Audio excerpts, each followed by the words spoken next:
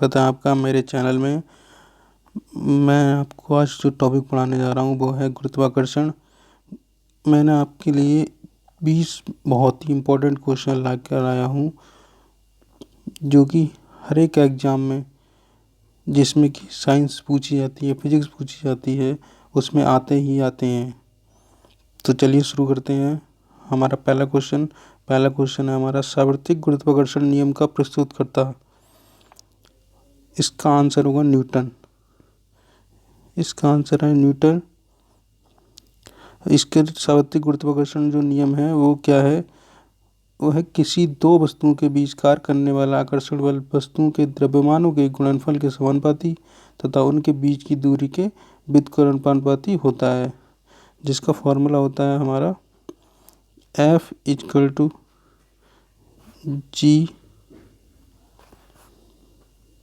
m1 m2 upon r²। यहाँ पर force जो है मास के समानुपाती है और डिस्टेंस के व्युत्क्रमानुपाती है, दूरी के वर्ग के। यहाँ पर जो जी है वो हमारा सार्वत्रिक गुरुत्वाकर्षण नियतांक होता है, जिसकी वैल्यू होती है 6.67 इंटू 10⁻⁻11 न्यूटन मीटर स्क्वायर पर किलोग्राम स्क्वायर। चलिए दोस्तों दूसरा क्वेश्चन देखते हैं हम। दूसरा क्वेश्चन है, पृथ्वी पर सूर्य द्वारा गुरुत्वाकर्षण बल। सूर्य पर पृथ्वी द्वारा गुरुत्वाकर्षण बल की अपेक्षा कम होता है। सूर्य पर पृथ्वी द्वारा गुरुत्वाकर्षण बल के बराबर होता है। सूर्य पर पृथ्वी द्वारा गुरुत्वाकर्षण बल की अपेक्षा अधिक होता है। वर्ष भर एक समान रहता है। तो इसका आंसर हो जाएगा हमारा बी ऑप्शन हमारा इसका राइट ऑप्शन है। चलिए दोस्तों तीसरा क्वेश्चन देखते हैं हम। पृथ्वी पर सूर्य के बीच की दूरी यदि वर्तमान दूरी की अपेक्षा दुगनी हो जाए तो पृथ्वी पर सूर्य द्वारा गुरुत्वाकर्षण बल पहले की अपेक्षा 2 गुना होगा, पहले की अपेक्षा 4 गुना होगा, पहले की अपेक्षा आधा होगा, पहले की अपेक्षा 1/4 होगा। इसका आंसर हो जाएगा हमारा डी ऑप्शन। और इसका मैं आपको बता दूं इसकी कैसे सॉल्व करेंगे। इसे हम वही फॉर्मूला लगाएंगे हमारा F=G m1 m2 upon r²। यही फॉर्मूला लगाएंगे हम। इसमें दो जो मास हैं वो हमारे पृथ्वी और सूर्य के लेंगे, हम डिस्टेंस पृथ्वी और सूर्य के बीच की लेंगे। जब हम ये फॉर्मूला लगाएंगे तो हम पहले F1 निकालेंगे, फिर हम F2 निकालेंगे, फिर जो F2 की वैल्यू होगी वो F1 की 1/4 होगी, इसलिए 1/4 आंसर होगा इसका। डी आंसर है इसका। चलिए चौथा क्वेश्चन में पढ़ते हैं हम। हमारा फोर्थ क्वेश्चन है, किसी पिंड का द्रव्यमान उसके अपने भार से भिन्न होता है क्योंकि द्रव्यमान चर है जबकि भार स्थिर राशि है। भिन्न भिन्न स्थानों पर द्रव्यमान में बहुत कम और भार में अधिक परिवर्तन होता है। विषुवत रेखा से ध्रुवों पर जाने से द्रव्यमान स्थिर रहता है, भार में वृद्धि होती है। यह चौथा ऑप्शन पदार्थ की मात्रा का मापक द्रव्यमान है किंतु हर एक बल है। इसमें हमारा आंसर होगा डी ऑप्शन। डी ऑप्शन होगा हमारा इसमें आंसर। चलिए चौथा क्वेश्चन देखते हैं। किसी पिंड का भार पृथ्वी पर सभी स्थानों पर एक समान होता है, ध्रुवों पर अधिकतम होता है, विषुवत रेखा पर अधिकतम होता है, मैदानों की अपेक्षा पहाड़ों पर अधिक होता है। इसका आंसर होगा हमारा बी ऑप्शन।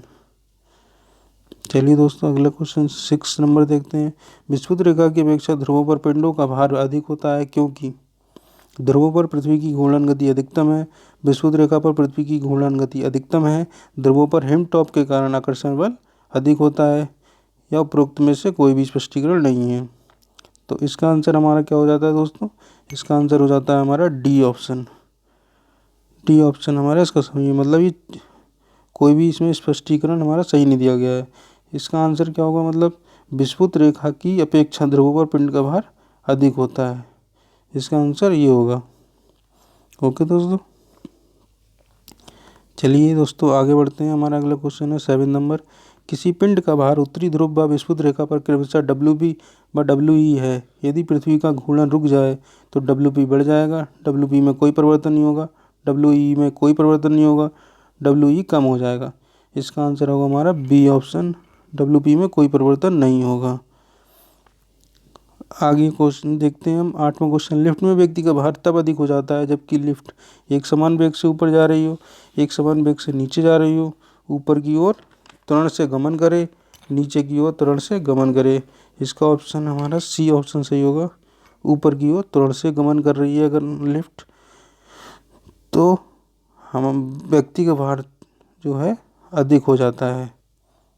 ओके दोस्तों, 9वां क्वेश्चन हम देखते हैं। जो 9th नंबर है वो है हमारा, किसी पिंड को पृथ्वी से चंद्रमा पर ले जाने पर उसका द्रव्यमान भिन्न होगा किंतु भार वही रहेगा। उसका द्रव्यमान और भार दोनों में भिन्न हो जाएंगे।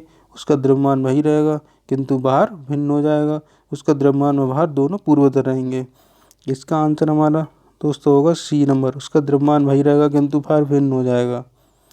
ये क्यों होता है? हमारा द्रव्यमान तो दोस्तों वही रहता है क्योंकि ये हमारे जो है जी पर, स्मॉल जी जो वैल्यू होती है उस पर निर्भर नहीं करता है, लेकिन हमारा जो भार है वो निर्भर करता है। इसलिए चंद्रमा पर जाने पर जी की वैल्यू पृथ्वी पर जी की वैल्यू की 1/6 हो जाती है, इसलिए हमारा भार में परिवर्तन हो जाएगा। ओके दोस्तों, इसका आंसर हो गया 9th नंबर। आगे हम देखते हैं 10वां क्वेश्चन हमारा है, एक समान गति से घूर्णित शाफ्ट में धागे से एक गेंद बंधी है। शाफ्ट के अचानक रुकने पर धागा शाफ्ट पर लिपटने लगता है और गेंद का कोणीय वेग बढ़ जाएगा, घट जाएगा, स्थिर रहेगा, शून्य हो जाएगा। इसका हमारा आंसर क्या हो जाएगा दोस्तों? इसका होगा हमारा आंसर ए नंबर, बढ़ जाएगा। ठीक है दोस्तों, ये बढ़ इसमें हम देख लेते हैं दोस्तों कि कोणीय वेग की जो मैं फॉर्मूला बता देता हूँ आपको। कोणीय वेग का फॉर्मूला क्या होता है? कोणीय वेग का फॉर्मूला होता है, डब्ल्यू से डिनोट करते हैं हम कोणीय वेग को। थीटा हमारा एंगल होता है टी टाइम में। टी टाइम में अगर कोई थीटा एंगल घूम जाता है तो वही उसका कोणीय वेग होता है। ओके दोस्तों, आइए हम 10वां क्वेश्चन हमने देख लिया। हम देखते हैं 11th नंबर। एक गोल बैरल को खींच कर ले जाने की अपेक्षा लुढ़काना सुगम होता है क्योंकि खींचने पर पीपल का संपूर्ण भाग कार्यरत होता है। ये पीपर की जगह पीपा आएगा दोस्तों, ये बैरल लिख लेते हैं हम।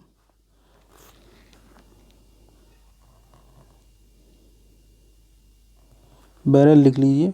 खींचने पर बैरल का संपूर्ण भाग कार्यरत होता है। स्लाइडिंग फ्रिक्शन की तुलना में रोलिंग फ्रिक्शन कम होता है। खींचते समय बैरल की सतह का अधिक क्षेत्रफल सड़क के संपर्क में आता है।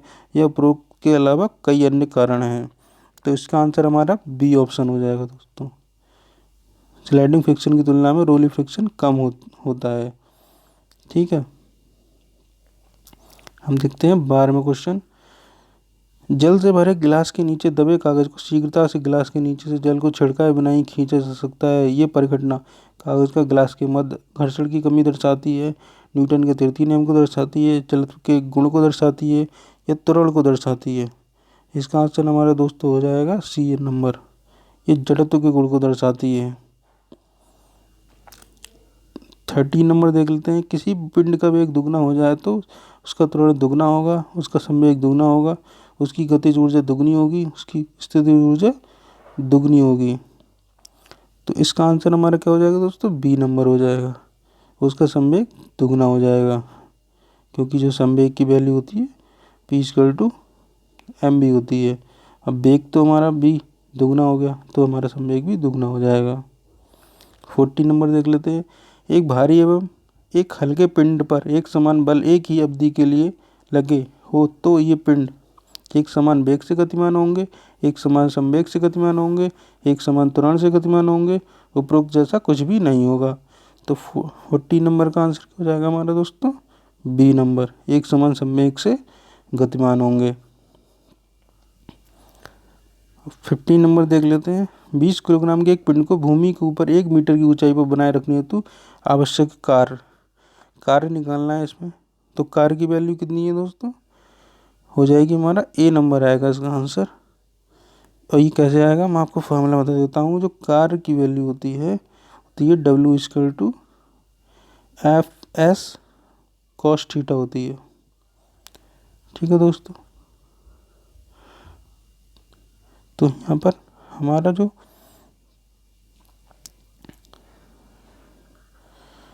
एस की दी हुई है वो 1 दिया हुआ है हमारा, ठीक है दोस्तों। और एफ कितना दिया हुआ है हमारा 20 किलोग्राम है। इससे मान लो एम जी होगा एफ की वैल्यू, तो एम तो हमारा 20 दिया हुआ है, 200 हो जाएगा, 200 इंटू 1, और कॉस की वैल्यू हमारी हो जाएगी 90 डिग्री। तो कॉस 90 जीरो होता है हमारा, तो डब्ल्यू की वैल्यू जीरो आ जाएगी। ओके दोस्तों, देख लेते हैं हम 16 नंबर। किसी पिंड का वेग दुगना होने पर उसकी गतिज ऊर्जा दुगनी हो जाएगी, आधी रह जाएगी, 4 गुना हो जाएगी, 1/4 रह जाएगी। इसका आंसर हो जाएगा हमारा 4 गुना हो जाएगी। गतिज ऊर्जा का जो हमारा फार्मूला होता है वो क्या होता है, के equal to half m v squared. वेग तो जो है दुगना हो गया, तो ये कितना हो जाएगा 4b स्क्वायर। तो हाफ से हाफ कट जाएगा, तो ये कितना हो जाएगा 2 mb स्क्वायर, मतलब दुगनी हो गई हमारी काइनेटिक एनर्जी। हम देखते हैं 70 नंबर। घड़ी में चाबी भरने की प्रक्रिया में घड़ी में विद्युत ऊर्जा संग्रहित होती है, दाब ऊर्जा संग्रहित होती है, गतिज ऊर्जा संग्रहित होती है, स्थित ऊर्जा संग्रहित होती है। इसका आंसर होगा हमारा डी नंबर, स्थितिज ऊर्जा संग्रहित होती है।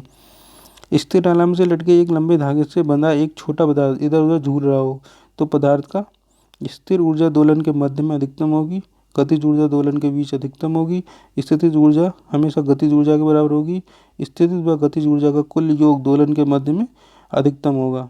डी हमारा इसका आंसर हो जाएगा बी नंबर, गतिज ऊर्जा दोलन के बीच में अधिकतम होगी। हम 19 नंबर देख लेते हैं। पहाड़ पर चढ़ते समय व्यक्ति आगे झुकता है जिससे फिसल न जाए, चाल बढ़ जाए या तेजी से चल सके, थकान कम हो, स्थिरता में वृद्धि हो। तो इसका आंसर हमारा होगा डी नंबर, स्थिरता में वृद्धि हो इसलिए आगे झुकता है हमारा, जिससे वो लुढ़क ना जाए। हम देखते हैं 20वां नंबर। भू स्थिर या जीव स्टेशनरी सैटेलाइट के घूर्णन का आवर्तकाल कितना होता है। इसका आवर्तकाल हमारा होता है 24 घंटे।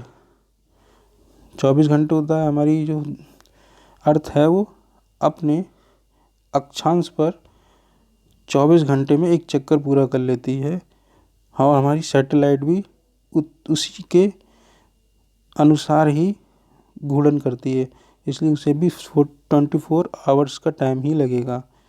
ओके दोस्तों, ये थे हमारे 20 क्वेश्चन, जो कि बहुत ही इम्पोर्टेंट क्वेश्चन है, इसलिए मैंने अभी करा दिए हैं 20 क्वेश्चन। मैं और भी गुरुत्वाकर्षण के ही और क्वेश्चन लेके आऊँगा आपके लिए। तब तक के लिए वीडियो में यहीं रखता हूँ, मिलते हैं अगले वीडियो में।